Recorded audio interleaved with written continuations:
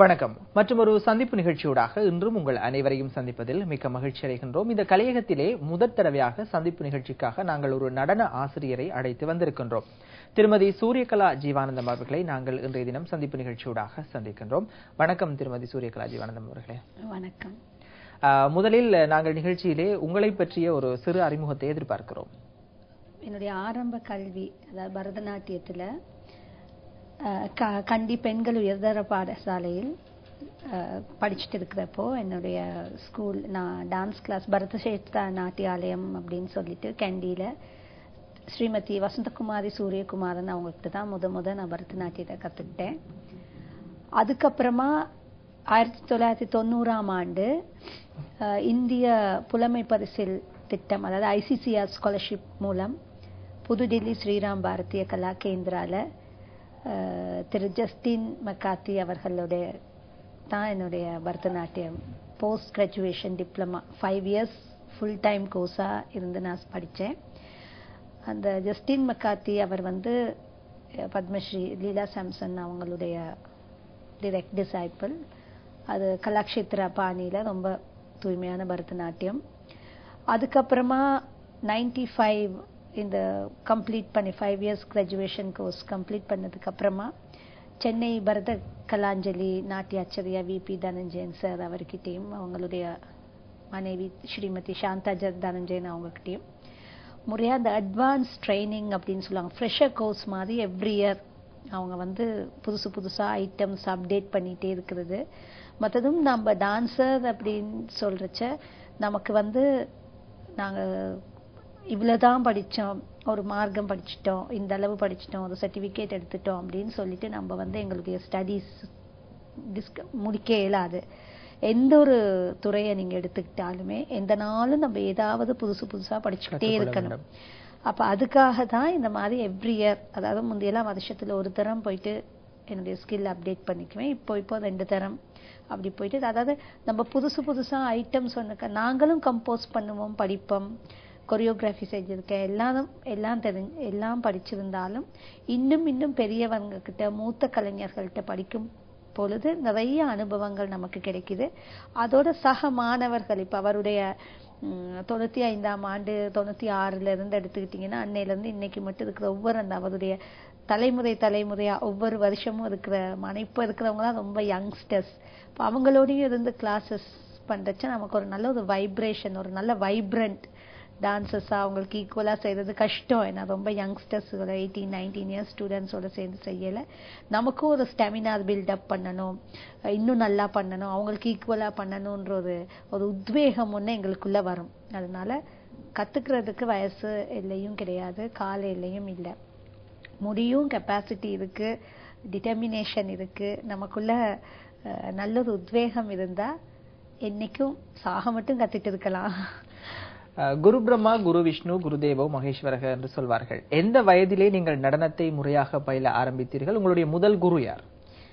Actually நான் நடனத்தை பயில ஆரம்பித்தது ஒரு 8 வயசு இருக்கும். அந்த நேரம் ஸ்கூல் டீச்சர்ஸ் கிட்ட ஸ்கூலில் சப்ஜெக்டாக படிக்கிறது அப்படி. அப்புறம் ஒரு கிரேட் 6ல் இருந்து கேண்டி கேர்ள்ஸ் ஹை ஸ்கூலில் படிக்கிறச்ச ஸ்ரீமதி வைஜெயந்தி மாலா செல்வரத்னம் அவங்க தான் என்னுடைய ஸ்கூல் டீச்சர்.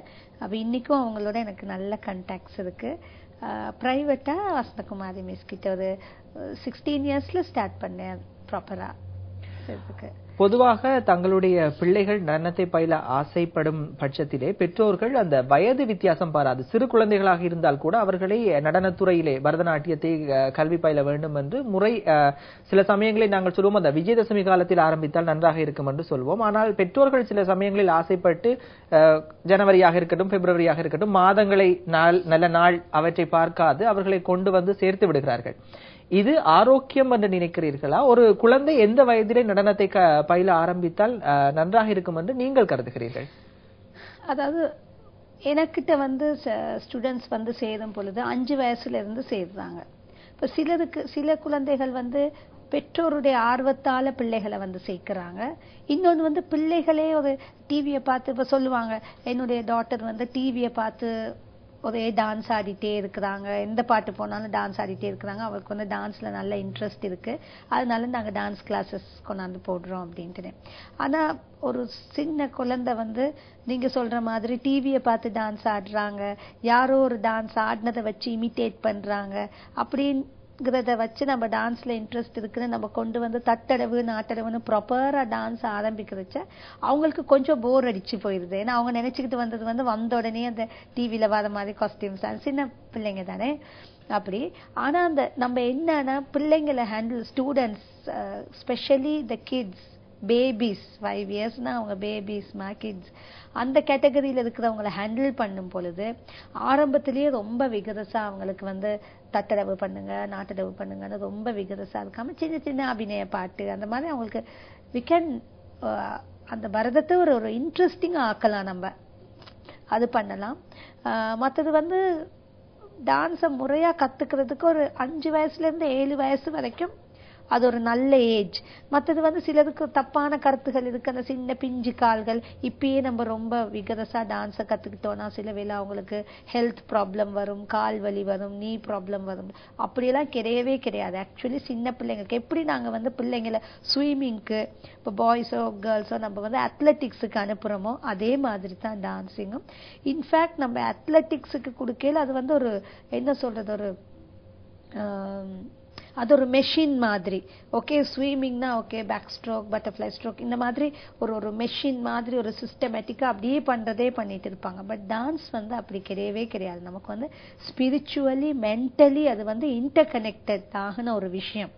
அப்ப அந்த பரதநாட்டியத்தை சின்னதுல இருந்து பிள்ளைங்க கத்துக்கும் பொழுது நான் நிறைய விஷயம் சொல்றேன். அவங்களுடைய கிராஸ்பிங் பவர், படிப்புல கூட மேத்தமேட்டிக்ஸ்ல இருந்து எல்லா சப்ஜெக்ட்ஸ்லயும் அவங்க வந்து ஒரு ஷைன் பண்றதுக்கும் ஒரு வாய்ப்புகள் இருக்கு.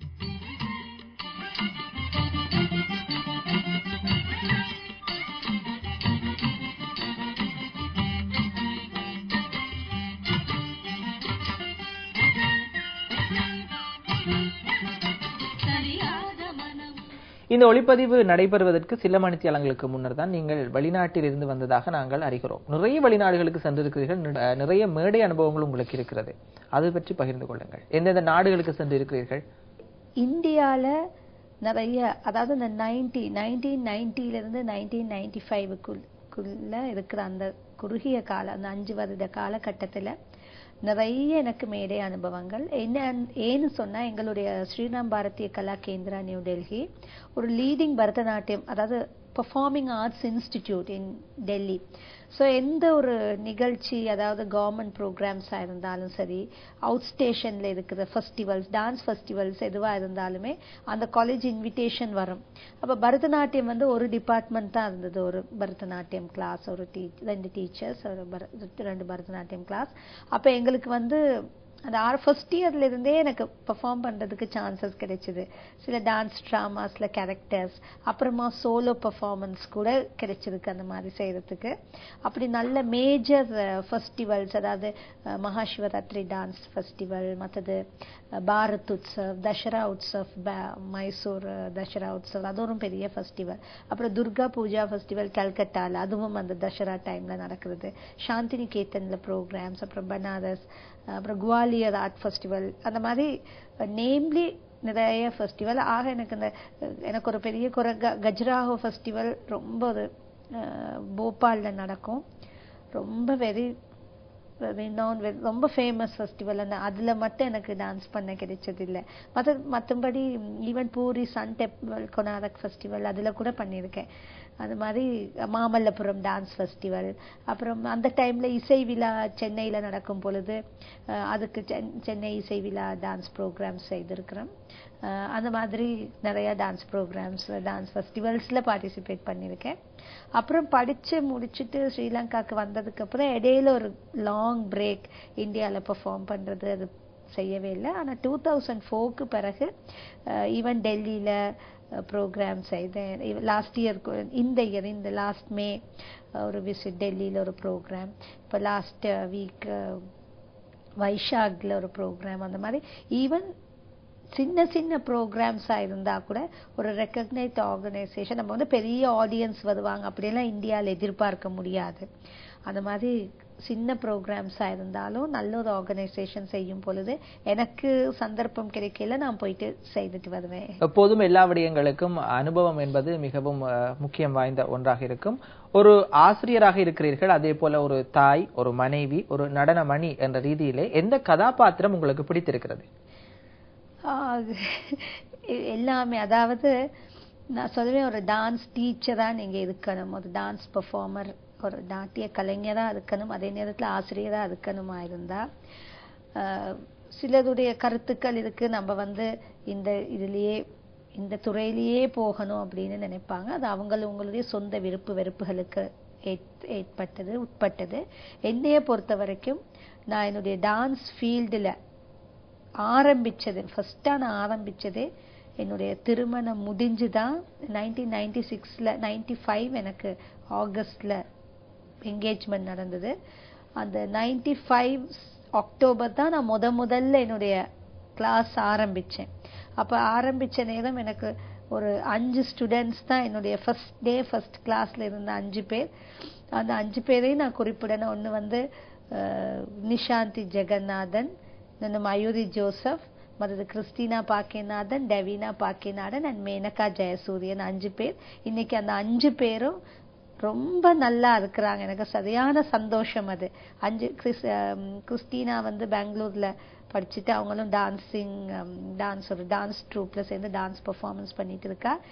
டெவினா வந்து யூஎஸ்ல செட்டில் ஆகி அங்கேயும் டான்ஸ் பண்ணிட்டு இருக்கா. நிஷாந்தியும் மயூரி 2 பேரும், நிஷாந்தின்ற பொண்ணு கலாச்சேத்ரால பிஜி முடிச்சுட்டு இப்ப டான்ஸ் கிளாஸஸ் ஆரம்பிச்சிருக்காங்க. மயூரி ஜோசப்பும் கலாச்சேத்ரால முடிச்சுட்டு இப்ப மயூராலயான்னு ஒரு இன்ஸ்டிடியூட் ஆரம்பிச்சு பண்ணிட்டு இருக்கா. மற்றது மேனகா வந்து she's very good Kandyan dancer. Bishop's காலேஜ்ல கெண்டியன் டான்ஸ் டீச்சரா இருந்துட்டு இப்ப தன்னுடைய பிரைவேட் கிளாஸஸ் பிராக்டிஸ் பண்ணிட்டு இருக்கா. நல்ல ஒரு குருவின் மாணவர்கள் தான் அந்த குருவின் புகழை உலகெங்கும் பரப்புவார்கள் என்று சொல்ல கேட்டிருக்கின்றோம். அந்த வகையிலே 5 மாணவர்களோடு ஆரம்பித்திருக்கிறீர்கள் உங்களுடைய நடன பள்ளியை. இன்று உங்களிடம் எத்தனை மாணவர்கள் இருக்கிறார்கள்? எத்தனை மாணவர்கள் அரங்கேற்றம் செய்திருக்கிறார்கள்?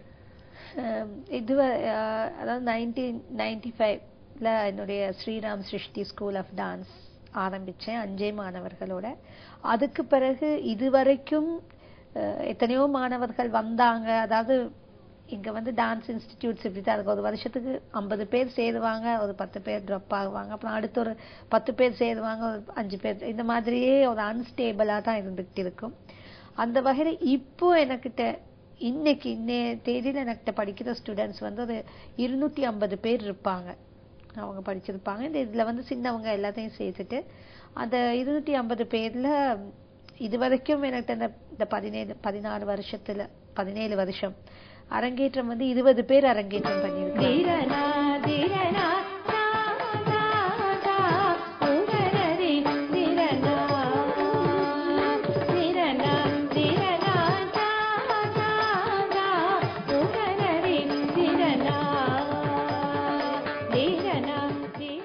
பொதுவாக ஊடகங்கள் பரதநாட்டியத்தை எவ்வாறு வளர்ப்பதற்கு உதவுகின்றன என்று நீங்கள் நினைக்கிறீர்கள்? ஏனென்றால் சில பொதுவான ஒரு கருத்து இருக்கிறது. ஊடகங்கள், சில குறிப்பிட்ட ஊடகங்கள் சில பிரபலமான ஆசிரியர்களுக்கும் அவர்களுடைய மாணவர்களுக்கு மட்டும்தான் சந்தர்ப்பத்தை வழங்குகின்றன. இன்று நிறைய ஆசிரியர்களை நாங்கள் கொழும்பிலே பார்க்கிறோம். நிறைய புதிய நடன மணிகள் உருவாக்கி இருக்கிறார்கள். இவர்களுக்கெல்லாம் ஊடகங்கள் சந்தர்ப்பம் கொடுத்தால்தான் அவர்களும் நாளை நல்ல ஒரு நிலைக்கு வரலாம். இது பற்றி நீங்கள் என்ன நினைக்கிறீர்கள்? உண்மைக்குமே இன்னைக்கு வந்து இன்னைக்கு இருக்கிற நிலைமையில நமக்கு வந்து நிறைய சந்தர்ப்பங்களை கொடுக்கிறது இந்த ஊடகங்கள் தான். நீங்க சொல்ற மாதிரி சில பிரபல ஊடகங்கள் வந்து பிரபலமான ஆசிரியர்களுக்கு கொடுக்கறாங்க அப்படின்ற கருத்தை வந்து முற்றுமுழுதா ஏத்துக்க முடியாது எனக்கு. ஏன்னு சொன்னா அவங்க வந்து சில நிகழ்ச்சிகள் வந்து நிறைய நாடளாவிய ரீதியில எல்லா பக்கமும் இருந்து எல்லா ஆசிரியர்களுடைய மாணவர்களும் வந்து சேர்றாங்க, போட்டிகள் நடத்துறாங்க. அந்த மாதிரி எல்லாம் செய்யறது ஒரு நல்ல விஷயம். அப்படி செய்த சந்தர்ப்பங்கள் கிடைக்குது. அதே நேரத்துல சில புதிய ஊடகங்கள் கூட, அதாவது இன்னைக்கு வந்து இந்த மொழி பேத இன பேதம் இல்லாம, அதாவது நாங்க ஒரு அரசாங்க நிகழ்ச்சி எடுத்துக்கிட்டீங்கன்னா கூட எப்பயுமே பரதநாட்டியத்துக்கு அங்க ஒரு தனித்துவமான இடம் இருக்கு.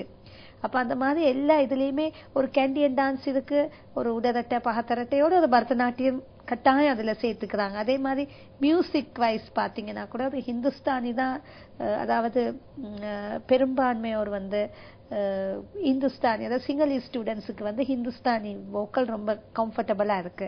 ஆனா இப்போ வந்து கர்நாடிக் வோக்கலை கூட சில யூனிவர்சிட்டிஸ் லெவல்ல வந்து இன்ட்ரடியூஸ் பண்ணி இருக்காங்க. பரதநாட்டியத்துக்கு ஸ்ரீலங்கால பரதநாட்டிய இன்ஸ்டிடியூட்ல சிங்களி ஸ்டூடெண்ட்ஸ் வந்து பரதநாட்டியத்தை சப்ஜெக்டா எடுத்துக்கிட்டு செய்யறாங்க. அப்ப அதெல்லாம் ரொம்ப வரவேற்க வேண்டிய விஷயங்கள். இப்ப இன்னும் போக போக இந்த மாதிரி யங் டேலண்ட் இருக்கிற யங் டான்சர்ஸ் எல்லாம் நல்ல இந்த பரதநாட்டியம் இன்னும் இன்னும் புகழ் சேரும். என்னைய பொறுத்த வரைக்கும் ஆரம்பத்துல நான் 1995 ஆரம்பிச்ச நேரம் இருந்த பரதநாட்டியத்துக்கு விட இன்னைக்கு நிறைய எத்தனையோ இடங்கள்ல அப்பெல்லாம் வந்து பார்த்தா இப்ப நிட்டம்புவ ராகம மாதிரி ஏரியாலெல்லாம் பரதநாட்டியம் டான்சஸே இல்லை. ஆனா இப்ப பாத்தீங்கன்னா சிங்களீஸ் ஏரியால தான் இருக்கணும், தமிழ் ஏரியா அந்த இதுவே இல்லை. இப்ப பாத்தீங்கன்னா எல்லா இடத்துலயும் பரதநாட்டியம் டீச்சர்ஸ் இருக்கிறாங்க. சிங்களி ஸ்டூடெண்ட்ஸ் ரொம்ப நல்லா கத்துக்கிட்டு போறாங்க. பரதநாட்டியம் கத்துக்கிட்டு அதை அவங்க நிறைய சொல்லி கொடுக்குறாங்க, அரங்கேற்றம் பண்றாங்க. அந்த லெவலுக்கு அவங்க வந்து அதை டெவலப் பண்ணிருக்கிறது ரொம்ப நல்ல விஷயம். கலை என்பது இன மத மொழி பேதங்களை கடந்தது. அந்த வகையிலே நீங்கள் சொல்வதை போல இன்று இலங்கையிலே சிங்கள மக்கள் அதிகமாக வாழும் பிரதேசங்களில் கூட பரதநாட்டியத்தை பயில்கிறார்கள். சிங்கள மாணவர்கள், அதாவது ஆண்கள் அதிகமாக பரதநாட்டியத்தை பயில்கிறார்கள். ஆடற்கலையே தேவன் தந்தது. இந்த ஆடற்கலையானது ஆரம்ப கர்த்தாவே நடராஜ பெருமான் தான். ஆனால் இந்தியாவை பார்க்கும் போது, இந்தியாவில் ஆண்கள் பயில்வதை பார்க்கும் போது இலங்கையில் ஆண்கள் பயில்வது சற்று குறைவாகத்தான் இருக்கிறது பரதநாட்டியத்தை பற்றி. இதை பற்றி நீங்கள் என்ன நினைக்கிறீர்கள்? ஒரு சில வேளையில் இப்படி கூட இருக்கலாம். இந்தியாவை பொறுத்த வரைக்கும் இன்னைக்கு பரதநாட்டிய துறையில முன்னணியில திகழும் கலைஞர்கள், நாட்டிய ஆசிரியர்கள் என்று சொல்லும் பொழுது நமக்கு வந்து அடையார் கே லக்ஷ்மணன் சார், மற்றது VP தனஞ்சயன் சார், அந்த CV சந்திரசேகரன் சார், அந்த மாதிரி சில, அப்புறம் சண்முக சுந்தரம் அவர், அந்த மாதிரி நிறைய ஆண் நாட்டிய கலைஞர்கள் இருக்கிறாங்க. அவங்கள்ட்ட வந்து பெண்களும் நாட்டியம் பயில வராங்க, ஆண்களும் நாட்டியம் பயில வர்றாங்க. ஆனா இங்க எடுத்தீங்கன்னு சொன்னா ஒரு மேல் டீச்சர், அதாவது ஒரு ஆண் நாட்டிய ஆசிரியரா இருந்தா எந்த அளவுக்கு பெண் நாட்டிய மாணவர்கள் அவர்கிட்ட போவாங்க, கல்வி கத்துக்கிறதுக்கு போவாங்கங்கிறது ஒரு டிஸ்டன்ஸ் மாதிரி. அப்ப அது சொல்ல முடியாது இலங்கையை பொறுத்தவரையில. மற்றது வந்து பாய்ஸ் டான்ஸ் கத்துக்கிறச்சு அவங்க என்ன நினைக்கிறாங்கன்னா, ஒரு மேல் டீச்சர், ஒரு ஆண் நாட்டிய ஆசிரியரிடம் போய் நம்ம படிச்சுக்கிட்டா நமக்கு இன்னும் அந்த மாஸ்குலினஸ், அந்த குவாலிட்டிஸ் வரும் அப்படிங்கிற ஒரு கருத்தோ எனக்கு தெரியல. ஆனா இங்க வந்து அப்படி பெருசா ஆண் நாட்டிய கலைஞர்கள் இல்ல. இருந்திருந்தா, ஆண் நாட்டிய ஆசிரியர்கள் இருந்திருந்தா சில வேளை நம்மளுக்கும் நிறைய டான்ஸ் ஆண் நாட்டிய கலைஞர்கள் உருவாகி இருப்பாங்க. நம்ம கிட்ட வந்து இப்ப எடுத்துக்கிட்டீங்கன்னு சொன்னா, எனக்கிட்ட எடுத்துக்கிட்டீங்கன்னு சொன்னா இந்த இத்தனை வருஷத்துல எனக்கிட்ட வந்து டான்ஸ் படிக்கிறதுக்கு வந்த பாய்ஸ் ஒரு மேபி ஒரு 5 பேரா இருக்கும். அந்த 5 பேரும் வந்தாங்க, கொஞ்ச நாள் படிச்சாங்க, அப்புறம் போயிட்டாங்க. ஒரு ப்ரோக்ராம்ட்டு வரும் பொழுது கூட டான்ஸ் ப்ரோக்ராம் வரையில இப்ப ஒரு folk dances, bye and girl அப்படி பார்ட்னர்ஸா விடணும்னு சொல்லல கூட ஒரு 10 பேர் டான்ஸ் பண்ணினாங்கன்னா 5 அதுல ஒரு பாய் தான் இருப்பாரு. அதுல அவர் ஒரு பாய் கேரக்டர் செய்வாரு, மிச்ச 4 பேரும் கேர்ள்ஸ் தான் பாய்ஸ் மாதிரி வேஷம் போட்டுட்டு போய் செய்வாங்க. அந்த மாதிரி இங்க வந்து லேக் ஆஃப் மேல் டான்சர்ஸ். அதான் சில சமயங்களில் பரதநாட்டியத்தில் இருக்கும் அந்த சஞ்சாரி பாவங்கள், நளினங்கள், அபிநயங்கள் அல்லது இந்த லாஷ்யம் தாண்டவம் என்று சொல்லக்கூடிய ஒரு விஷயம் கூட இந்த ஆண்கள் அதிகமாக கல்வி கற்காததுக்கு ஒரு நிலையாக இருக்கும் என்று நீங்கள் கருதுகிறீர்களா? அப்படின்னு சொல்ல முடியாது. அதான் நான் சொன்னேன், இங்கேய பொறுத்த வரைக்கும் வந்து இதுதான் பிரச்சனை. பாய்ஸ் வந்து டான்ஸ் படிச்சுக்க வரையில அவங்களுக்கு ஒரு தப்பான கதை. வீட்டில் இருக்கிறவங்க பேரண்ட்ஸும் வந்து அதை என்கரேஜ் பண்றது கிடையாது. அவங்களுக்கு எதுக்கு டான்ஸ் படிக்கிற நேரத்துல போயிட்டு வேற எதையும் படிக்கலாமே அப்படிங்கிற மாதிரி. இப்ப நான் வந்து எனக்கு ஒரு மகன் இருக்கிறார். இப்ப அவருக்கு வந்து டான்ஸ்ல என்னவோ தெரியல, இவந்தோ நான் டான்ஸ் டீச்சரா இருந்தாலும் கூட அவருக்கு அந்த டான்ஸ்ல ஆட்டோமேட்டிக்கா இன்ட்ரெஸ்ட் வரல. அப்ப வந்து சின்னதா ரொம்ப சின்னதா இருக்கிறச்ச ஒரு 2 years 3 years இருக்கையில அந்த பதாக்க ஸ்ரீபதாக்கம் எல்லாம் அப்படியே சொல்லுவார். நல்லா ஆங்கிக்கம் புவனம் ஸ்லோகம் எல்லாம் சொல்ல நினைச்சா ஐயோ ரொம்ப இன்ட்ரெஸ்ட் இருக்கும் போல இவர் டான்ஸ் படிச்சு. நானும் ஒரு முத சரி தட்டடவு பண்ணுங்கன்னா அதை உட்கார கூட வரல அவருக்கு. அப்ப அதனால அது பிள்ளைங்களுக்கும் அந்த இன்ட்ரெஸ்ட் வரணும். அந்த அதாவது பாரதம் அந்த மண்ணின் சிறப்பு எல்லாரும் டான்ஸ் படிக்கிறாங்க. இன்னைக்கு பாத்தீங்கன்னா ஒரு கச்சேரி ஈவன் நம்ம நாட்டிய இசை விழால டிசம்பர்ல பார்த்தா பாய்ஸ் எத்தனையோ லீடிங் டான்சர்ஸ் பாய்ஸ் கப்பிளா கூட செய்யறாங்க, ஜோடி ஜோடியா பண்றாங்க, சோலோ இண்டிவிஜுவலா செய்யறாங்க. அது நல்ல வரவேற்பு இருக்கு. இந்த துறையிலே 15 வருடங்களுக்கு மேல் நீங்கள் கடமையாற்றிக் கொண்டிருக்கிறீர்கள். ஒரு பெண்ணாக இந்த துறையிலே நீங்கள் எதிர்நோக்கும் சவால்கள் எப்படி அமைந்திருக்கிறது? என்னை பொறுத்த வரைக்கும் நான் வந்து ஒரு நான் திருமணம் முடிச்சு என்னுடைய ஃபர்ஸ்டா நான் வந்து 95 நான் சொன்னேன் 95ல தான் இதை ஆரம்பிச்சது. அப்போல இருந்து நான் வந்து எந்த ஒரு ப்ரோக்ராமோ எதுவுமோ செய்யும்போது இண்டிவிஜுவலா என்னுடைய ஸ்டூடெண்ட்ஸை வச்சு நான் படிப்பிச்ச ஸ்டூடெண்ட்ஸை வச்சு அப்படி சின்னவங்களா இருக்கிறவங்க கூட ஆரம்பத்துல சின்ன ஸ்டூடெண்ட்ஸ் கூட ப்ரோக்ராம் கிடைக்கிது நான் பெர்ஃபார்ம் பண்ணுவேன், என்னோட அவங்கள ஒரு குரூப் டான்ஸ் செய்வாங்க. அந்த மாதிரி பண்ணணும். அந்த மாதிரி ப்ரோக்ராம்ஸ் நம்மளை தேடி வர ப்ரோக்ராம்ஸை தான் நான் செய்துகிட்டு இருந்தனால எனக்கு ஒன்றும் அப்படி சவால்கள்னு நான் ஒன்றும் எதிர்நோக்கல. அரங்கேற்றம் பண்ணுவோம், என்னுடைய ஆனுவல் கான்சர்ட் செய்வேன், ஏதாவது சின்ன ப்ரோக்ராம்ஸ்ல இதுல டான்ஸ் பண்ணுங்க அதில் டான்ஸ் பண்ணி கேட்டு வந்தாங்கன்னு சொன்னா ஒரு ஐட்டமோ 2 ஐட்டம் அப்படி பண்றது. அப்படி பண்ணதுல அது ஒன்றும் பெரிய கஷ்டங்களை நான் எதிர்நோக்கல.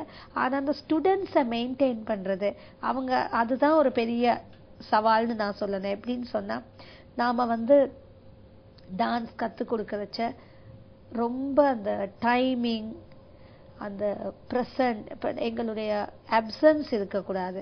நான் வந்து இன்னொருத்தரை நான் இன்னைக்கு எனக்கு கிளாஸ் வர முடியல, அதுபடியா என்னுடைய ஒரு ஸ்டூடெண்ட் கிளாஸ் எடுக்கிறாங்க, அந்த மாதிரி எல்லாம் அசிஸ்ட் பண்ண விடும் பொழுது நிறைய பிரச்சனைகள் இருக்கு. பேரண்ட்ஸ் வந்து அதை விரும்புறது இல்லை. அவங்களுக்கு வந்து டீச்சரே வரணும் கிளாஸ் எடுக்கணும்னு எதிர்பார்க்கிறாங்க. அது தப்பும் கிடையாது. ஏன்னா அவங்களை பொறுத்த வரைக்கும் எனக்கு படிச்சா தே மோர் கான்ஃபிடென்ட். ஸோ அதனால நான் என்ன பண்றேன், என்னுடைய கிளாஸஸ் அசிஸ்ட் பண்றதுக்கு நான் எதுவும் வெளியூர் போயிருக்கிற சமயங்கள்லயோ இல்ல வேற எதுவும் ப்ரோக்ராம்ஸ் ஒரு அரங்கேற்றம் அப்படின்னு இருக்கிறது. ஏன்னா நம்ம வந்து அந்த மற்ற ஒரு ஸ்டூடெண்ட்ல ஃபோக்கஸ் பண்ணல இந்த கிளாஸை நம்மளுக்கு ஒழுங்கா பண்ண முடியாத சந்தர்ப்பங்கள் வரும்.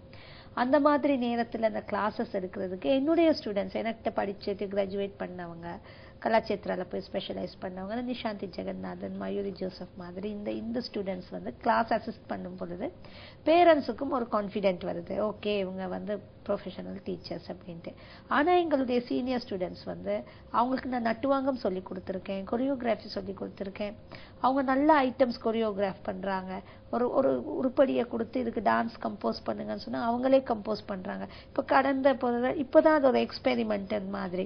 இப்ப லாஸ்டா நான் செய்த 2 அரங்கேற்றம் செய்ததுல அந்த 2 அரங்கேற்றத்திலையும் ஒரு பதம் ஒரு கீர்த்தனம் 2 என்னுடைய ஸ்டூடெண்ட் கம்போஸ் பண்ணின ஐட்டம்ஸ் தான் அந்த அரங்கேற்றம் பண்ண பொண்ணு செய்தா. 2 ஐட்டம்ஸ், அதுக்கு முன்னாடி ஒரு கீர்த்தனம் செய்தா. ஆனா அந்த அரங்கேற்றம் பண்ற அதே ஸ்டூடெண்ட் வந்து தன்னுடைய ஓன் கொரியோகிராஃபியா ஒரு ஜதீஸ்வரம் அந்த மாதிரி எல்லாம் கொரியோகிராஃப் பண்ணுவாங்க. அது அவங்க வந்து வேற சந்தர்ப்பங்கள் அவங்க அரங்கேற்றத்தில் அதை செய்ய விரும்புறது இல்லை, வேற சந்தர்ப்பங்கள்ல செய்தாங்க. இப்போ நான் வந்து என்னுடைய ஸ்டூடெண்ட்ஸ் எல்லாரும் சேர்ந்து கம்போஸ் பண்ணின ஐட்டம்ஸ் கலெக்டிவா ஒரு மார்க்கமா எடுத்து இந்த வருஷ கடைசியில நான் பெர்ஃபார்ம் பண்ண போறேன். சோ அந்த ப்ரோக்ராம் வந்து completely choreograph by my students. என்னுடைய மாணவியர்களுடைய நடன அமைப்புக்கு நான் டீச்சர் டான்ஸ் ஆட போறேன். அப்படி ஒன்று செய்ய போறோம். இப்ப அரங்கேற்றம் மார்க்கம் பற்றி கதைத்துக் கொண்டிருந்தோம். பரதநாட்டியத்திலே ஒரு மார்க்கத்தை பயின்று முடித்த பின் தான் அரங்கேற்றம் செய்ய வேண்டும் என்ற ஒரு நியதி கூட இருக்கிறது. ஆனால் சில சந்தர்ப்பங்களில் நான் பார்த்திருக்கின்றேன், இலங்கை பொறுத்தவரையிலே சில தூர பிரதேசங்களிலே நடன ஆசிரியர்கள் இல்லாத பட்சத்திலே ஒரு மார்க்கத்தை கற்றுவிட்டு அவர்கள் அரங்கேற்றம் செய்தால் அவர்கள் வகுப்புகளை எடுக்கிறார்கள், அவர்கள் நடன ஆசிரியர்களாக செயற்படுகிறார்கள். இது ஏற்றது என்று நீங்கள் நினைக்கிறீர்களா?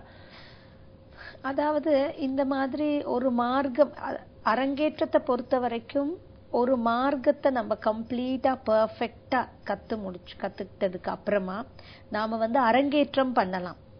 ஆனா அந்த அரங்கேற்றம் ஒரு மார்க்கத்துடைய நாலேஜ் தான் எங்களுக்கு இருக்கு. ஆனா நாங்க டீச் பண்ணணுமா இருந்தா அந்த ஒரு மார்க்கத்தை கம்போஸ் பண்ணக்கூடிய நாலேஜ் நமக்கு வரணும். அப்பதான் நம்ம ஒரு டீச்சரா செயற்பட முடியும்.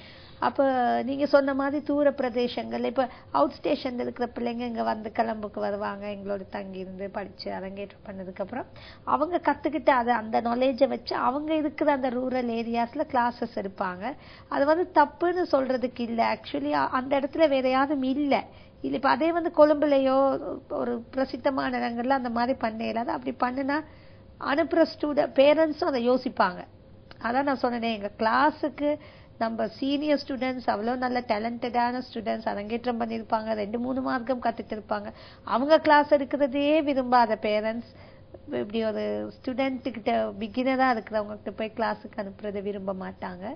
ஆனா தூர இடங்கள்ல நீங்க சொன்ன மாதிரி சந்தர்ப்பத்துக்கு ஏத்த மாதிரி அவங்க கிளாஸ் எடுக்கிறது அது ஒரு விதத்துல அப்படி எடுக்க அவங்க ஸ்கில் கூட டெவலப் பண்ணிக்கலாமே.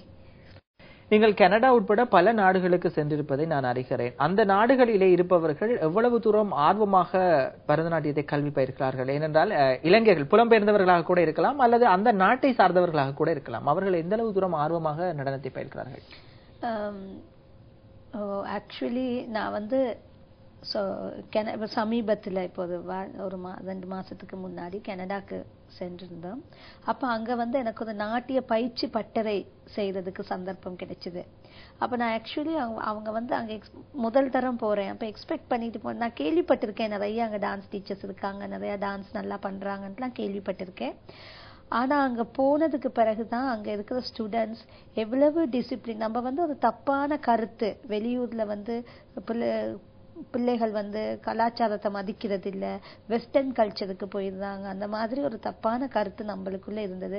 அந்த ஹியூமன் வேல்யூ அங்க ரொம்ப இருக்கு. அதாவது மனிதரை மதிக்கிறது, அதாவது ஒருத்தர் கலைஞர்னா அந்த கலைஞருக்கு எந்த அளவுக்கு மதிப்பு கொடுத்திருக்காங்கன்னா கற்றோருக்கு சென்ற இடமெல்லாம் சிறப்புங்கிற மாதிரி ஒரு நம்மளுக்கு நம்ம பேக்ரவுண்ட், நம்மகிட்ட பணம் இருக்கா, நமக்கு அது இருக்கா, இப்படி இருக்கா, அப்படி இருக்கா, அதெல்லாம் எதுவுமே பாக்குறது இல்ல. நம்ம திறமை, இவ்வளவு திறமை இருக்கான்னு நம்ம திறமைக்கு மதிப்பு கொடுத்து அவங்க நமக்கு தார இடமே ஒரு தனி பெருமை நமக்கு.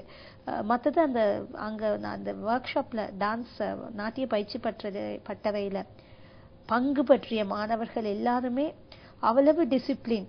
அதாவது தலை சீவிக்கிட்டு வாரதுல இருந்து முதல் நாள் எல்லாரும் வந்தாங்க, ஒரு மீட்டிங் தான் அவங்களோட. அப்ப நான் சொன்னேன், நான் இப்படி வெளியூர்ல இருந்து வந்திருக்கேன், என்ன இங்க நீங்க எல்லாம் எப்படி என்னன்னு எனக்கு தெரியாது, பட் எனக்குன்னு ஒரு மெத்தட் ஆஃப் ட்ரைனிங் இருக்கு, நீங்க இந்த மாதிரி தான் வரணும் அப்படின்னு சொன்னதுதான். அப்ப அடுத்த நாள் பாத்தீங்கன்னா சென்டர் பாட்டு எடுத்து ஒத்த பின்னல் போட்டு ஜிமிக்கி போட்டு அந்த மாதிரி ரொம்ப கலாச்சாரமா அந்த கிளாஸுக்கு போன உடனே எனக்கு அவ்வளவு ஒரு ஷாக்கா இருந்தது.